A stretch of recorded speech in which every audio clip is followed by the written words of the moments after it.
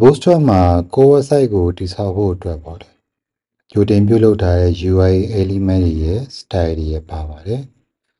အဲ့ဒါတွေကဒီ Ellipsis ကနေစပြီးတော့မှ navigation menu တွေပါဝင်ပါတယ်အဲ့ဒါတွေကို Bootstrap component လို့ခေါ်ပါတယ်ဒီဗီဒီယိုမှာတော့ဒီ Bootstrap component တွေကိုဘယ်လိုသုံးရမလဲဆိုတာသင်ယူရမှာဖြစ်ပါတယ်ဟုတ်ပြီကျွန်တော် latest lemon စားသောက်ဆိုင်လေးကသူတို့မှာ hamware အသစ်တစ်ခုထည့်ထားတယ်ပေါ့လေ fried calamari ဆိုရဲ hamware တွေထည့်ထားတယ်ပြီးရင်အဲ့ဒါကိုသူတို့ရဲ့ website ထဲကိုလည်းထည့်ချင်တယ်ပေါ့ပြီးရင် website ကိုလည်း Bootstrap component သုံးပြီးတော့မှ update လုပ်ချင်လို့ပြောပါတယ်ဟုတ်ပြီပထမဆုံးအနေနဲ့ hamware အသစ်ကိုစထည့်ကြည့်အောင်ပါအဲ့ဒါကိုကျွန်တော် menu ထဲမှာထည့်ဖို့အတွက် H2 tag အသစ်တစ်ခုထည့်ပြီးတော့မှ hamware နာမည် fried calamari ဆိုပြီးတော့ထည့်လိုက်ပါတယ်ပါဝင်ပစ္စည်းရဖြစ်တဲ့ squid နဲ့ butter mix ကို P တက်ထဲမှာထည့်လိုက်ပါတယ်အခု fried calamari ရဲ့ပုံတစ်ပုံထည့်ခြင်းပါတယ်အဲဒါကြောင့်မလို့ကျွန်တော် image tag ကိုသုံးပြီးတော့မှ source attribute မှာ calamari.jpg ဆိုပြီးတော့မှသုံးလိုက်ပါတယ်ပြီးရင် image fluid css class ကိုထည့်သုံးပါတယ်သူ့ရဲ့ parent column row အတိုင်း scale ဖြစ်သွားမှာလို့ဖြစ်ပါတယ်Bootstrap မှာကျွန်တော် bash component တစ်ခုပါဝင်ပါတယ်အဲ့ဒါကကျွန်တော်ဒီ hamware ကအသစ်ဖြစ်တဲ့အကြောင်း highlight လုပ်ဖို့အတွက်သုံးလို့ရပါတယ်အခုအဲ့ဒါကိုထည့်ကြည့်အောင်ပါကျွန်တော် fried calamari ရဲ့ဘေးမှာ h2 element ထဲမှာပေါ့နော် span element တစ်ခုထည့်ပြီးတော့မှ bash ဆိုတဲ့ css class တစ်ခုသတ်မှတ်ပေးလိုက်ပါတယ်ပြီးရင်ကျွန်တော်တို့ vg primary လို့ခေါ်တဲ့ class တစ်ခုထပ်ထည့်ပြီးတော့ကျွန်တော်တို့ bash ရဲ့ background color ကိုသတ်မှတ်ပါတယ်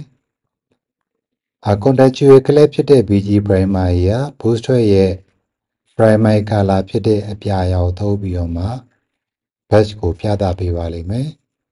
span ထဲမှာတော့ new ဆိုတဲ့စာသားလေးထည့်လိုက်ပါတယ်နောက်တစ်ခုအနေနဲ့ကျွန်တော်တို့ဒီ hamware တစ်ခုချင်းစီအတွက် cut component ကိုစသုံးကြည့်ပါမယ်အဲ့ cut component ဆိုရင်ကျွန်တော်ရဲ့ virtual ဘိုင်းကတော်တော်ကြီးပို့ပြီးတော့ကြည့်ကောင်းသွားမှာဖြစ်ပါတယ်ကျွန်တော် cut component မှာ cut element မှာပေါ့နော်ကျွန်တော် title subtitle body image စတဲ့မတူညီတဲ့ content အမျိုးအစားတွေကိုသူက style ကြကြနဲ့လိုက်ဖက်အောင်ပြသပေးနိုင်ပါတယ်ပြီးရင်ကျွန်တော် mobile device မှာတော့အပေါ်အောက်တစ်ခွင့်အခုထပ်ထားတဲ့ပုံစံနဲ့ပြပြီးတော့မှ desktop မှာတော့ဘေးချင်းခက်ရဲ့ပုံစံမျိုးဖြစ်အောင်မျိုးလုပ်ကြည့်အောင်ပါအဲ့ဒါကိုလုပ်ဖို့အတွက်ကျွန်တော်ရဲ့ our menu h1 တက်အောင်မှာ row တစ်ခုထည့်လိုက်ပါတယ်ပြီးရင် hamware 3မျိုးစီအတွက် div element တစ်ခုစီထည့်ပါမယ်div element တစ်ခုစီကကျွန်တော် mobile device မှာဆိုရင် colon တွဲ class ကိုသုံးလိုက်မယ်ပြီးရင် desktop device တွေအတွက်ကျွန်တော်က colon ng6 class ကိုသုံးလိုက်ပါမယ်element တွေရဲ့ div တစ်ခုချင်းစီမှာကျွန်တော် cut class cut css class ကိုသုံးပြီးတော့မှသုံးလိုက်မယ်ပြီးရင်တခြား div တွေထဲမှာလည်း copy ကူးထည့်လိုက်ပါမယ်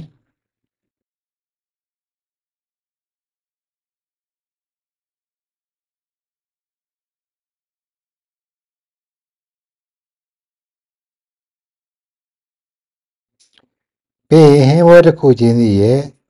image img တက်ပါတဲ့ code တွေကို cut class ထဲကိုရွှေ့လိုက်ပါမယ်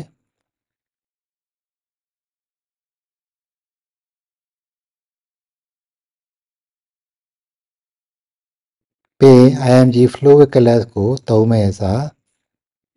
ကျွန်တော် image class ကို cut img top class တွေဖြစ်ပြောင်းသုံးလိုက်ပါတယ်ဆိုလိုတာသူ့ကို cut class ထဲမှာ cut ထဲမှာပေါ့လေ virtual style လှလှလေးဖြစ်ခြင်းလို့ဖြစ်ပါတယ်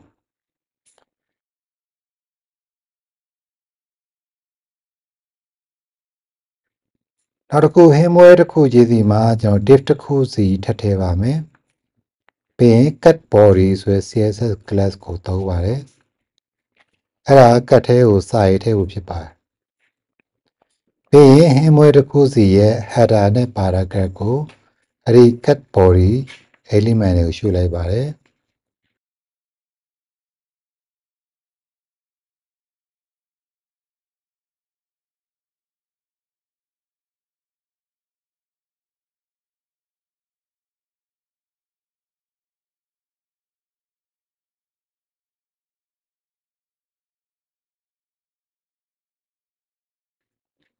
ပြီးရင်ပို့ပြီးကြည့်ကောင်းဖို့အတွက် hemware တစ်ခုချင်းစီရဲ့ header ကို cut တိုက်တဲ့ CSS class ကိုသုံးလိုက်ပါတယ်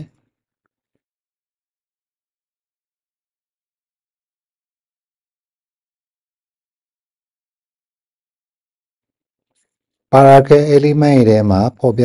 ချက်တွေအတွက်တော့ကျွန်တော်က cut text CSS class ကိုသုံးပါတယ်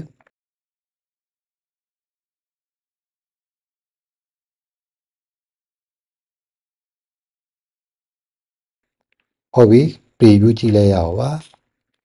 ကျွန်တော်ရဲ့ menu အခုဆိုရင်ပို့ပြီးတော့ကြည့်ကောင်းလာပါပြီ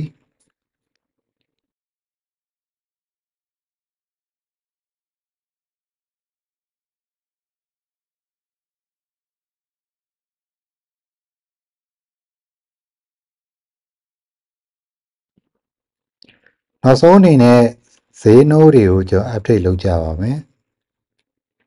price column အောက်မှာကျွန်တော် hemware အသစ်အတွက် table ကို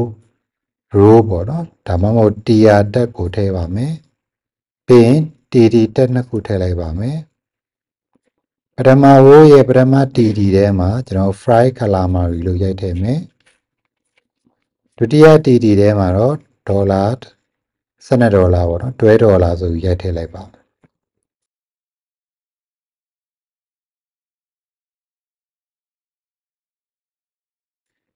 ပြီးရင်ကျွန်တော်တို့ရဲ့ဖောက်သည်တွေကိုဒါ hemware အသစ်ဆိုတာသိဖို့အတွက်